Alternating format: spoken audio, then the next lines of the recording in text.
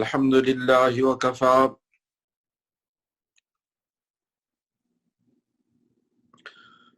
وسلام على عباده الذين اصطفى أما بعد فأعوذ بالله من الشيطان الرجيم بسم الله الرحمن الرحيم شهر رمضان الذي أنزل فيه القرآن هدى للناس وبينات من الهدى والفرقان فمن شهد منكم الشهر فليصمه ومن كان مريضا أو على سفر فعدة من أيام أخر يريد الله بكم اليسر ولا يريد بكم العسر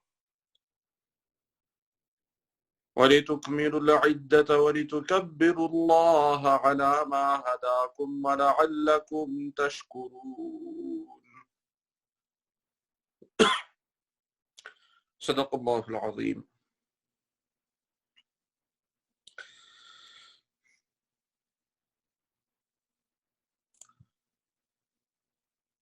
I've just recited an ayah from Surah Al-Baqarah in relation to the month of Ramadan. We are hardly 1 week away from the beginning of the month of Ramadan. Inshallah, tonight we'll try to cover some of the major elements related to the month of Ramadan, and also many of the believers have scheduled the payment of their zakah in the month of Ramadan. So we will try to cover some basic ahkam related to the zakah as well. These are the fara'id of our deen. These are the obligations of the deen of Islam, of the religion of Islam. First, coming to the month of Ramadan,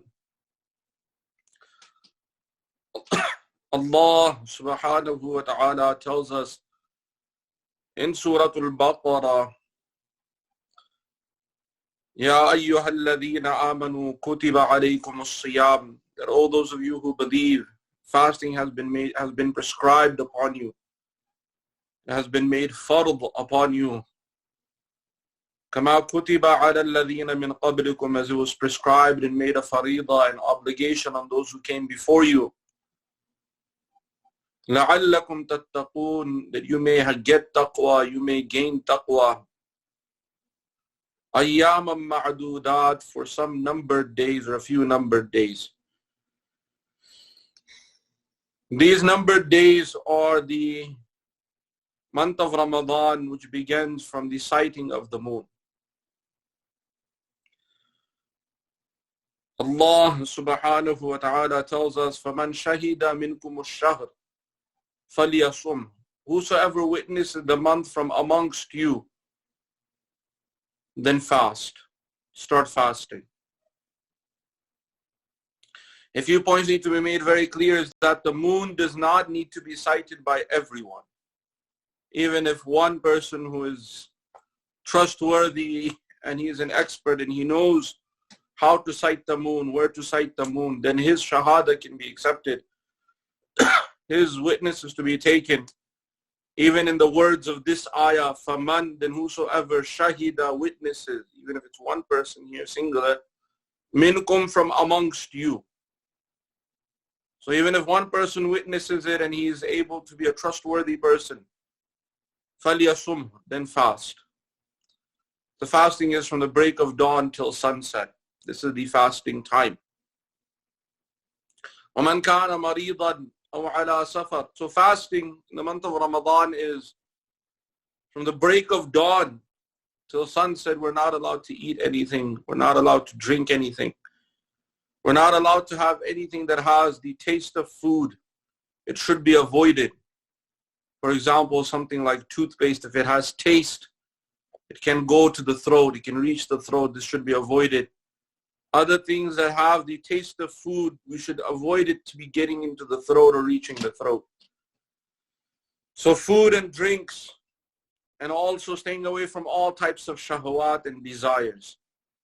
Even what is halal, even the halal food is not allowed. The halal drinks are not allowed. Everything you fast from. So this is the main hukum of fasting. Also, the things that fasting teaches us is that we should also stay away from those things that are prohibited, such as using vulgar language or abusive language or backbiting or lying. These are all things that fasting are part of fasting. And what is the main maqsad or the main purpose of this fasting? لَعَلَّكُمْ تَتَّقُونَ, that you may get taqwa. So this taqwa, the fear of Allah subhanahu wa ta'ala, this is the main maqsad of fasting. Because what is amazing about fasting is that throughout the day, a person may have multiple opportunities to consume food or to drink, because there'll be times where no one else will be there. But the hukum of fasting is such that it is only taqwa, only the fear of Allah subhanahu wa ta'ala, that stops a person from consuming anything or from drinking anything or from fulfilling one's desires, as these can break the fast. If there is no valid reason for a person not to fast, then it is a major sin for a person to miss fasting. If there is no valid reason for a person not to fast, then it becomes a major sin on a person if he does not fast. And that sin is so major that even if he was to fast his whole life, he cannot get back the reward of that one day that he missed intentionally without a valid reason. What are some valid reasons? So in the Quran, Allah subhanahu wa ta'ala tells us, فَمَنْ كَانَ مِنْكُمْ مَرِيضًا أَوْ عَلَى سَفَرٍ فَعِدَّةٌ مِّنْ أَيَّامٍ أُخَرٍ. Whosoever amongst you is sick or you're traveling, so then make up those days in other days of the year. If a person is so sick that they must take medication and the sickness is such that they cannot fast, so then they are allowed not to fast and they can make up those days that they missed after Ramadan. And the same applies with traveling. If there's a traveling situation where because of the traveling it'll be difficult for us to fast, then we're also allowed not to fast. We can make up, but those days that we miss fasting because of sickness or because of travel, so then those days we have to make up in other days of the year. A question may arise that there may be someone who has a perpetual sickness, an ongoing sickness, that they must have medication, and there's no real hope of this person ever getting to that level of being cured where they may be able to make up that fast even at other times of the year. There are some people who have certain types of sicknesses. They're either diabetic or they are hypertension in the sense of high blood pressure or other things where they must take medications at particular times, and there's no option for them because of their perpetual sickness. So in the Quran, Allah subhanahu wa ta'ala, He tells us that وَعَلَى الَّذِينَ يُطِيقُونَهُ فِدْيَةٌ طَعَامُ مِسْكِينٍ. The Mufassirin, they have given interpretation to this statement in these ayat of Surah Al-Baqarah, that from amongst you, if you're able to, then feed the poor. Those who do not have food, feed them. So the Mufassirin have mentioned that here also one of the translations is for someone who is unable to fast, that will never have the hope of being able to fast. They have a perpetual sickness.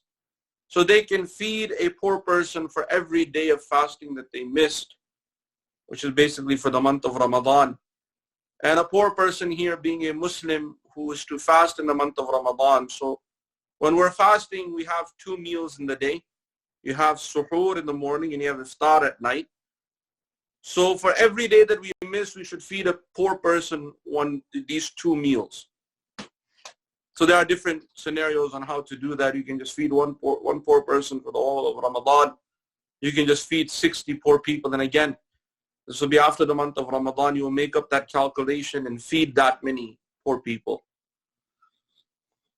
The ulama have still yet said that if somebody does have that type of sickness where they're unable to fast, so for such a person, what they should do, they should start their fast. They should start fasting in that day.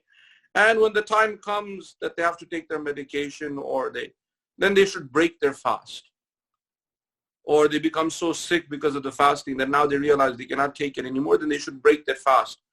At least there'll be that intention that I tried to fast. So they will get the full reward of fasting. And then they will make up the feeding the poor for missing the rest of the fast, whatever time of the day that they had to break the fast. These are just some of the scenarios that the ulama have given, that we should not say that, okay, I'm perpetually sick, I cannot fast, I will not even try to fast. This should not be our attitude. Rather, our mentality should be, I'm going to start fasting. And when I realize that now I cannot take it anymore, I have to have my medication and I have to eat something, then we take our medication, we break the fast, and we make that intention that we're going to feed someone for that day of breaking the fast. And we don't know, maybe Allah subhanahu wa ta'ala will give us the strength to continue the fasting of that day. That'll be at least one more day added in reward to fasting to our account and our record. At least this is how we should try, and at least from our side make an effort to fast for those who have perpetual sicknesses and they're unable to fast. We should make that attempt. If somebody is really sick and they're unable under any means and under any circumstance, they cannot fast whatsoever, so then obviously they're excused. Another thing that should be understood about fasting is that the month of Ramadan is the month in which the Quran was revealed. And this fasting, it is a means of purity, a means of getting qurb ila Allah, getting close to Allah subhanahu wa ta'ala. So while we're fasting, we should also take care of our time. We should try our best to spend our time in ibadah. As much ibadah we can do, as much tilawat of the Quran we can do, as much of this righteous a'mal that we can perform, we should try our best to perform. As far as the fara'id and the obligations, it's obvious we should never ever miss that throughout our life. But if we have ever missed it in our life, then we should try to make them up in the month of Ramadan. We should take the time of the month of Ramadan as a means of purity. There is immense rewards in feeding the poor in the month of Ramadan as well. Also, in the month of Ramadan, there are many, many things that Rasulullah sallallahu alayhi wasallam advised us. Of those many things, there were particularly 4 things that Rasulullah sallallahu alayhi wasallam told us very, very specifically. That you do these 4 things. 2 of them you have the ability to do. They're in your control. And 2 of them you do not have control over, so you make dua. Use them in your dua. The 2 things that we have control over have been told in the hadith of Rasulullah sallallahu alayhi wasallam. 1, you increase istighfar. You increase asking Allah subhanahu wa ta'ala for forgiveness, saying astaghfirullah as much as we can while we're fasting. And the second is to increase the dhikr of the kalima la ilaha illallah. These 2 things are in our control, so we should try our best. Increase saying astaghfirullah, increase saying la ilaha illallah. Other adhkar and other ad'iyat, we can also definitely increase that, but these 2 have been particularly encouraged to increase. The 2 things that we do not have control over that we should also increase. Rasulullah sallallahu alayhi wasallam told us that 1, you ask Allah subhanahu wa ta'ala to accept you and admit you into Jannah. That is not in our control to get into Jannah, but we can ask, increase your dua that Allah subhanahu wa ta'ala admit us into Jannah. And the 4th, which is actually the second thing we do not control, is that we ask Allah subhanahu wa ta'ala to save us and protect us from the fire of Jahannam. So these are 4 things that we can increase. 1, saying astaghfirullah as much as we can. The second, saying la ilaha illallah as much as we can. The third, we make dua for Jannah, that Allah subhanahu wa ta'ala admit us into Jannah. And the 4th, we ask Allah subhanahu wa ta'ala to save us and protect us from the fire of Jahannam. So these are just some of the a'mal that we can increase while we're fasting or during the time of our fasting. We should also spend the nights of Ramadan. They're very, very valuable nights. All of the nights of Ramadan are very valuable, particularly the last 10 nights. Those are the nights in which the Laylatul Qadr comes, the night of value, the night of power. It's a very, very valuable night, and we should utilize that time in those nights in ibadah. Spend them in ibadah. Coming to the aspect of zakah,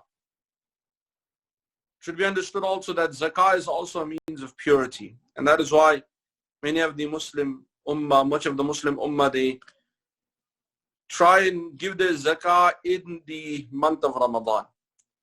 Zakah is a means of purity for the wealth. It is also a means of purity from different kinds of diseases that can come with having a lot of mal and wealth. This zakah, it is also a fard. It is amongst the fara'id. It is that amal that is also a fard and obligation when someone is sahib nisab. Somebody has reached the amount of nisab and they have that amount for 1 year. So then zakah becomes fard on them. And there are different rulings as to the aspect of having that wealth. And this wealth is outside of our needs. What are our necessities? So we have particular types of necessities. We have home, you have your gadgets, you have your food, you have your car, your vehicle. Whatever is outside of the necessities, more than our necessities, then that can fall into wealth. A person needs one vehicle per person. Somebody has more than one vehicle that they don't need. The extra vehicle will fall into their nisab. The same applies with their wealth. The same applies with whatever else. So there's a minimum amount that is considered the nisab as far as gold and silver goes, and also wealth. And again, this amount, it changes.